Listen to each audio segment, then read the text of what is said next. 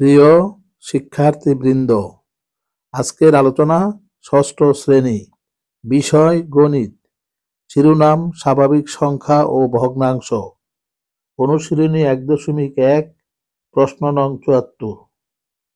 প্রশ্নটি হল, দেশীয় গণনা পদ্ধতিতে নিচের সংখ্যাগুলো কথায় প্রকাশ করো।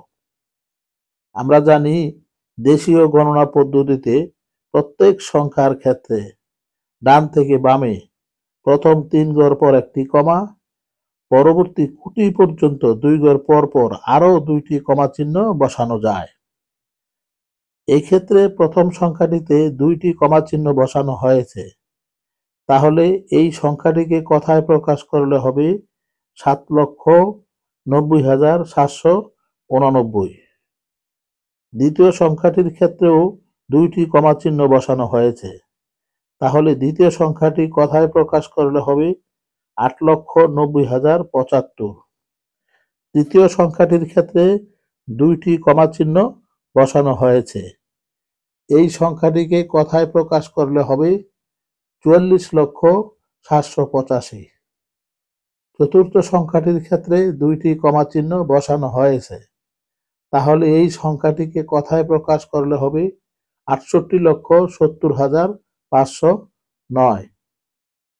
আবার পঞ্চম সংখ্যাটিতে 2টি কমা চিহ্ন ব্যবহার করা হয়েছে, তাহলে এই সংখ্যাটি কথায় প্রকাশ করলে হবে 71,05,070।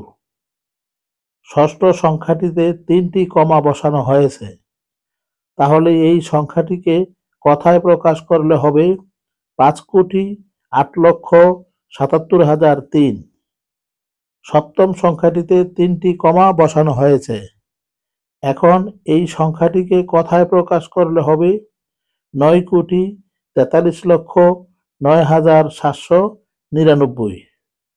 অষ্টম সংখ্যাটিতেও 3টি কমা বসানো হয়েছে, এখন এই সংখ্যাটিকে কথায় প্রকাশ করলে হবে 8,39,765। নবম সংখ্যাটিতে 2টি কমা বসানো হয়েছে, এখন এই সংখ্যাটিকে কথায় প্রকাশ করলে হবে 2,78,000।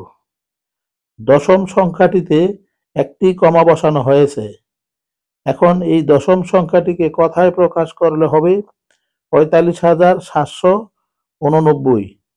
ধন্যবাদ সকলকে।